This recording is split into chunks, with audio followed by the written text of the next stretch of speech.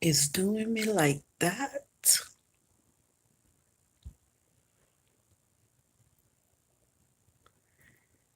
Greetings, greetings. Annalie QB here.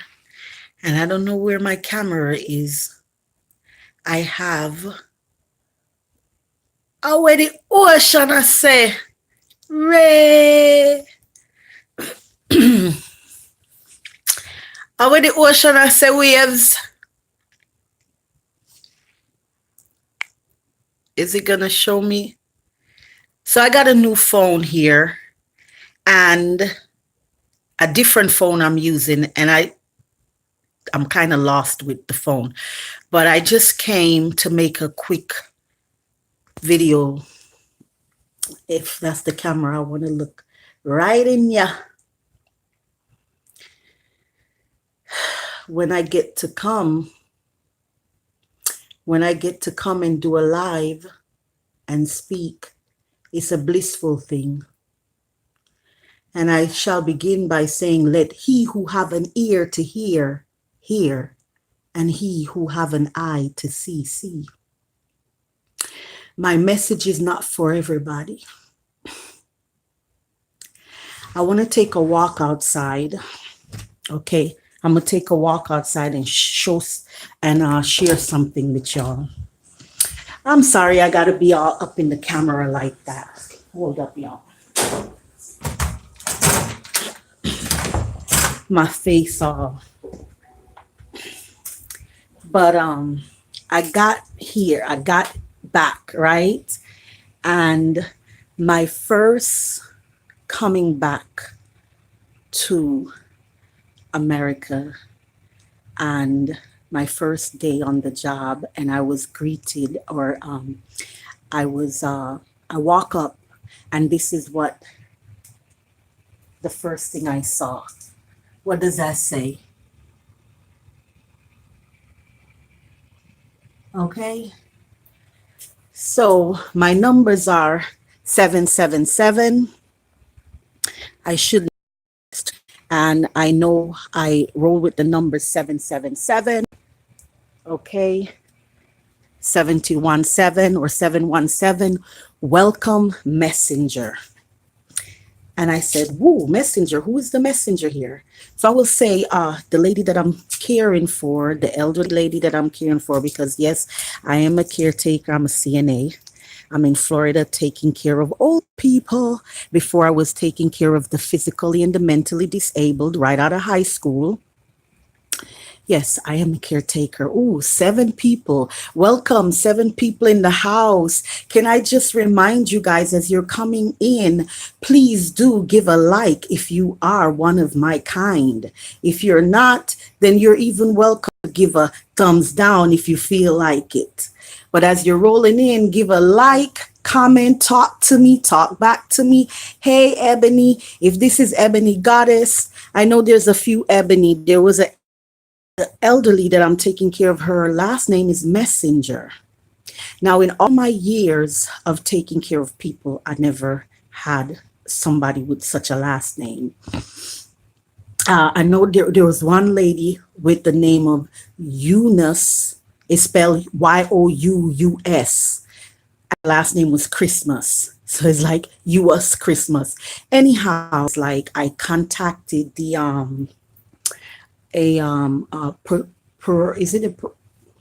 about writing the book. What is the promotion?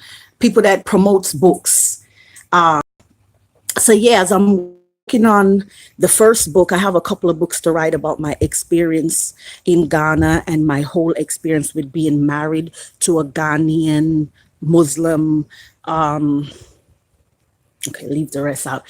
So when I contact the publishing company, and well, that was yesterday. I was on the phone with them, and it just dawned on me like, oh, my message, because there was a question about what is my message or what is the story about. And when I look at this, Welcome. I don't know if y'all can see it. Thank God. I am, as my girl, a semi-social, called me the other day. She said, "You're a gypsy. You have a gypsy spirit." Yes, I know I am a gypsy. I don't really stay in one place too long. I do move around a lot. So, okay, when I came here, brought me here today, the message that brought me here today, I just have to say, girlfriend, you're on your way to Ghana. You're cocky. You're real cocky. You're real cocky. Mm, all right. So put that aside. You go in there. Best. What I have to share, though, the message that anyone can get out of my sharing. When I was on my way to Ghana, my first travel there back in 2012, my father said to me, rest, may his soul rest in peace, because my father died the same year that I got married. Um, my father said to me, you should contact your cousin Nigel, because Nigel was there in Ghana for a while and he has a child there. So contact him and talk to him. When I contact my cousin Nigel, big grown man, I spoke to him. I said, I'm going to Ghana and I've never been there before and I'm kind of nervous about going. Can you tell me anything? And he said, are you able to hear me? Let me see. Do you like Africa, Dwight? Well, I, oh, I'm reconnecting. The connection went out. Okay, for the one that asked the question about do I like Africa? I can't speak for the whole of Africa to say I like or don't like Africa. I was in Ghana and I wasn't in the whole of Ghana either. I was in a little section of Ghana called Kumasi. And in Kumasi, I was in a little section of Kumasi. I was in a little section of Kumasi. Did I like my experience living there? No, not the experience living there was horrid. It was horrifying. It's devastating. It's dark and very shitty and very very disgraceful. It's very sad. My whole year living in Ghana, from the very day I arrived till the very day I'm leaving, I didn't like it. I can say that. I can tell to answer your question. Okay, so now back to the message that I came to give. When I was first going to Ghana, my cousin Nigel, that have previous relationship and experience in Ghana to the point he have a son there, he had a woman there, he had to say to me, cousin, you're going to Ghana. All I have to say to you is everybody over there is scamming. They're all scamming, from the baby on the breast to the dog in the yard.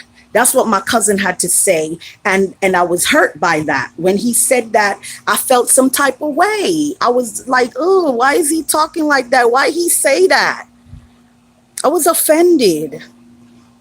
I was hurt. I guess that's my ego. I didn't want to hear that. I wanted to hear good things. I wanted to hear, oh, girl, go and have a good time. Go sow your royal oats shit in the land of Africa. That's what I wanted to hear. Okay, moving along. Now, my father died. And this is my second trip to Ghana now. At this time, I was married to the Ghanaian. And my aunt at my father's funeral, my Aunt Merlene came to me. And my Aunt Merlene said, Aunt Merlene was speaking to each and every one of us. She's an elder and she's a pastor as well. And she spoke to my sister, this cousin, that cousin. And when she got to me, she said, and you, I heard that you've been traveling to Ghana and you're married. And all I have to say to you is, remember your cousin? My cousin father is in Canada. She said, remember your cousin that when she got married to a Nigerian and she went to Nigeria, your uncle such and such daughter. Well, they always telling her not to go. They always encourage, like basically against her going. She went the first time and had a good time, and she went back, she married, and then she came back in a body bag. My aunt was like, you, all I have to say to you is that's what she had to say. And once again, I remember I was like this. I was like, that's not gonna happen to me. That's not gonna happen to me. Oh no, not me. Me and my husband, we are a twin flame union. My husband and I, we love each other. We see eye to eye. He's my world and I'm his world. That's not gonna happen to me. So that's how I was feeling. I never said it to her, but that's how I felt. But then there was still a little ningy ningy, a little feeling in the back of my heart. I want to put it. There was a little feeling, a little pulling, like So right now, I know a couple of ladies that's on their way to Ghana. I have a dear sister that stopped talking to me. She's Jamaican like I am. And I don't mind she stopped talking to me because the feeling is mutual. She just very recently got married to a Nigerian who is depleting her of all her finances. Within a short period of time, within 2 years, he done took over $20,000 from her. All right. I'm saying all of that. I'm going to say this based on what I just heard on one of my a YouTuber's channel. She was saying she's so cocky. Girl, you cocky girl, you cocky girl, you cocky. Woo. Well, with me, I'm going to say this. At least I wasn't cocky. But there was one time a friend of mine was saying, don't go. She didn't like me and this whole Ghana thing and being married to a Ghanaian. And she said, why don't you try to go to Haiti? If you want to go somewhere, go to Haiti. And I was like, Haiti? I don't do Haiti. No, it's Ghana, honey, because Ghana knows me by my name. Ghana calls my name. Ghana is like, Anna. So Ghana knows me. I'm going to Ghana because Ghana knows me. That's how I was. Well, in my cockiness, because I was being cocky, I got knocked right off my damn high horse. And that same girl had to save my life a couple of times when I was in Ghana. That same girl I had to call on, and she had to give me that helping hand a couple of times and save my motherfucking life while I was in Ghana. So you my precious, you the only one I call precious. I call you precious for a reason. I don't know. I myself don't even know the reason, but I always call you precious. My sister, you are precious. You and your babies, you and your girls, you're precious. And I don't mean you no harm or no disrespect. But don't be cocky, honey. You cocky. You're being real cocky. And people like me that have been dealing with Ghana for 9 years, and I lived there for a whole year, you can't take telling. You can't take telling. Hard ears, your ass gonna feel. And I'm not saying, for example, we know that there's a crocodile pan down there. It's a whole bunch of crocodiles down there.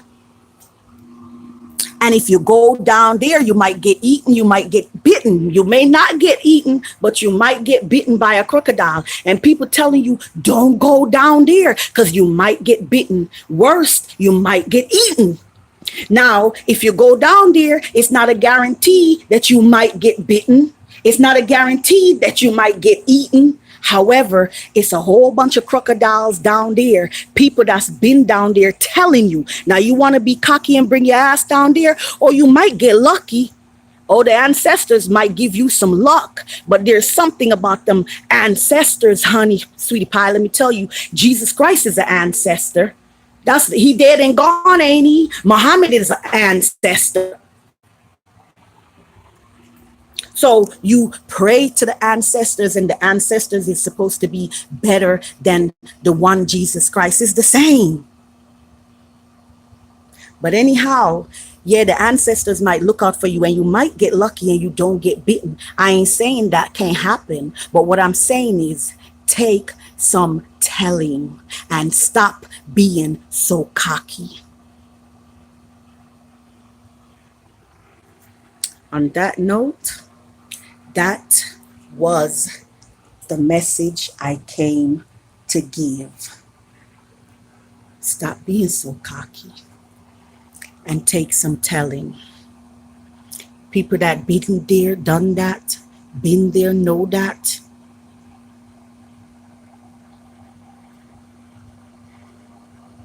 Mm-hmm.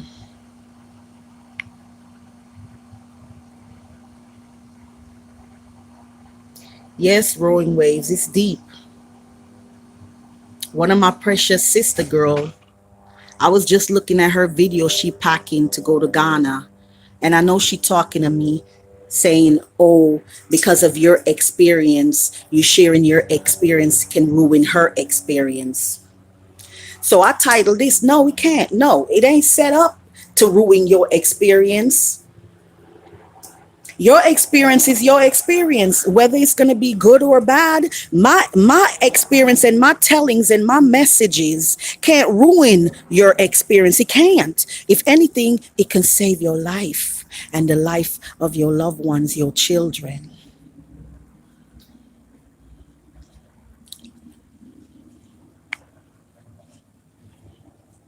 Yeah. Yeah, I was told by my Aunt Merlene. Aunt Merlene said, your cousin came back in a body bag. And that's all she had to say, going to West Africa. That girl came back in a body bag. And that was my auntie. My auntie said that, Aunt Merlene. My cousin said, all I have to say is everybody over there is scammers. You don't trust none of them, from the baby on the breast to the dog in the yard. That's what my cousin had to say. That's what was told to me about my going to Ghana. That's just what was told. And it was just told to me. Now, if anybody follows and you listen, you know my experience. If I could have took telling. Okay, so I'm touching on another topic is coming up in my head. It just came and went, but I know that's another video.